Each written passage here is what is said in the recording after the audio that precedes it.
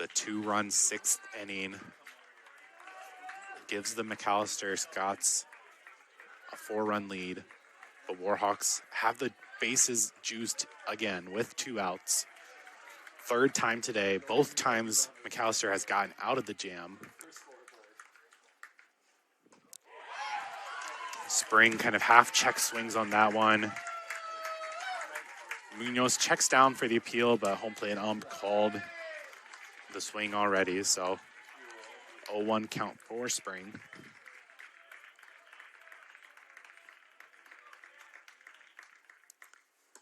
And another very similar, this time home plate ump needs the help of the first base ump, but Spring goes through for the 0-2.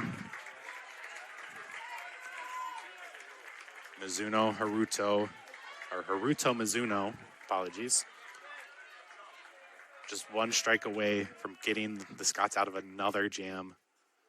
But that's going to hit it, and that's going to bring in a run for the Warhawks. So a run, a hit by pitch RBI for Spring. Bases loaded. The Warhawks get a run this time with the bases loaded. But Kelly Grenier, who is the man at the dish back in the first inning when the Warhawks had the bases loaded. So it's this middle of the lineup that has had these big moments. They haven't shown up for the Warhawks, but Kelly Grenier, deep left center field, and that is gone. That is absolutely crushed. That is going to be a go-ahead grand slam. Kelly Grenier. Get him some salami in that dugout as the Warhawks take an 8-7 lead here in the bottom of the 6th. Like I said, this game has been hanging on by a thread, and that was the swing that cut the thread. Warhawks shift the momentum all the way back to their side. Kelly Grenier, his 3rd home run against the Scots. What a day for the transfer left fielder for the Warhawks.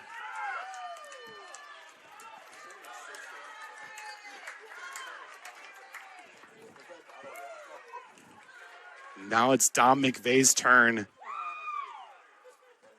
Facing Haruto, fouls that one off, evens the count 1-1.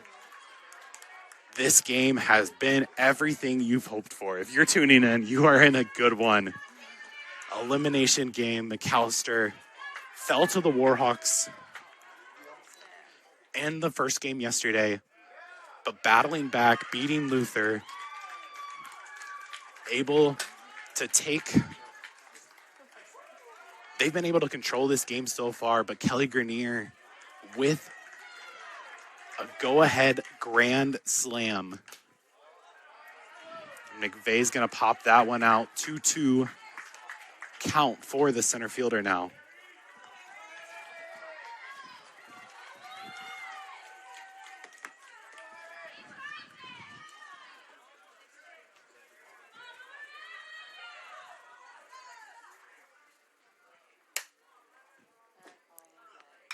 McVeigh sends it over the shortstop. Peacock gathers.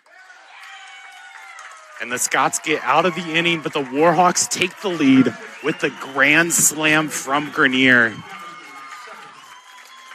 This game has been all about momentum. McAllister has held it for a majority of the game.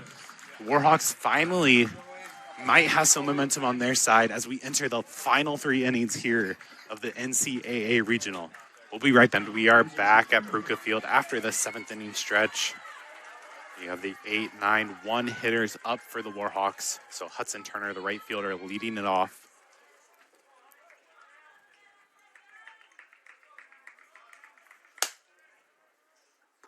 Haruto Mizuno still on the mound for the Scots. Delivers a first pitch strike into Turner.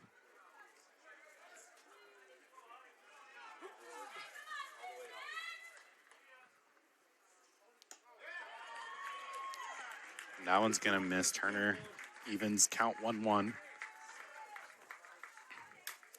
So Mizuno, like I said, he pitched in that first game yesterday against the Warhawks. Only went for 1 inning in the 4th.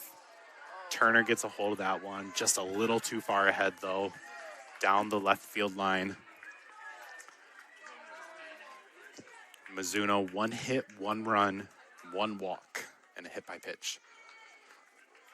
So, not high numbers in any category, but kind of all of them.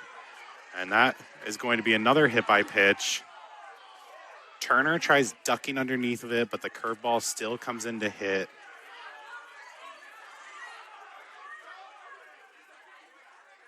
I think there's going to be discussion.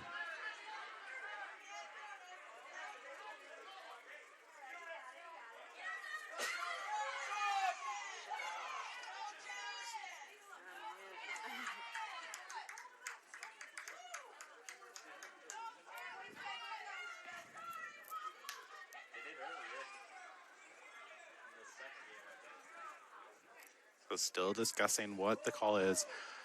I wasn't sure what the ump called because he pointed down. So was he calling a strike or was he giving Turner the first base bag after the hit by pitch? Turner tried ducking out of the way. Mizuno's kind of curveball didn't fully curve, hit Turner in the top of the helmet. I think the argument is if Turner's head was over the plate, should have been a strike. So the way the coach voted to react, I believe the home ump called strike on it.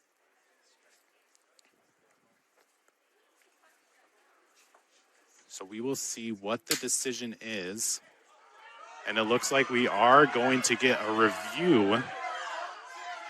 But McAllister's head coach is not happy about the review call.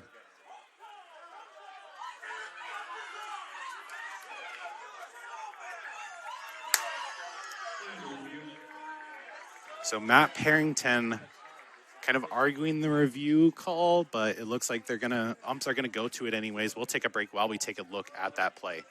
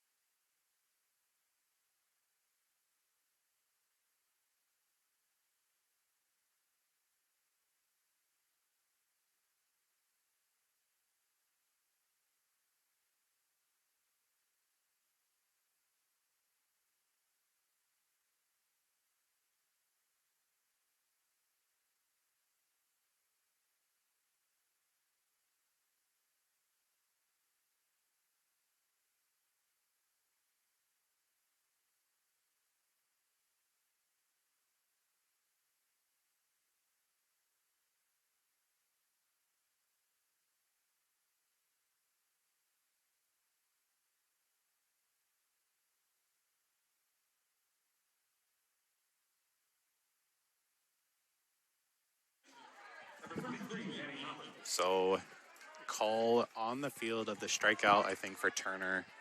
So that's the first out of the bottom of the 7th. Haruto Mizuno retires the leadoff. So we were told there was no challenge replay available due to it not being the last 2 innings of the game. The umps can only initiate a challenge in the last 2 innings. So they weren't technically allowed to look at the play for review. So the call in the field is going to be the official call, as Hopper's going to make his plate appearance. He's 0 for 2 today. Scored a run after being walked.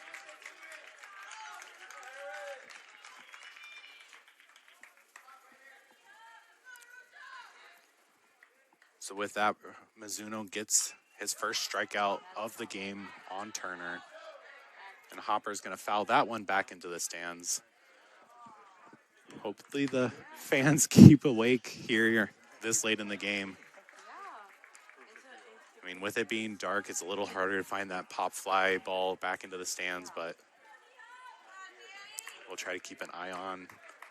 All the fans are helping each other out, making sure to point out, telling people to get out of the way when they need to. So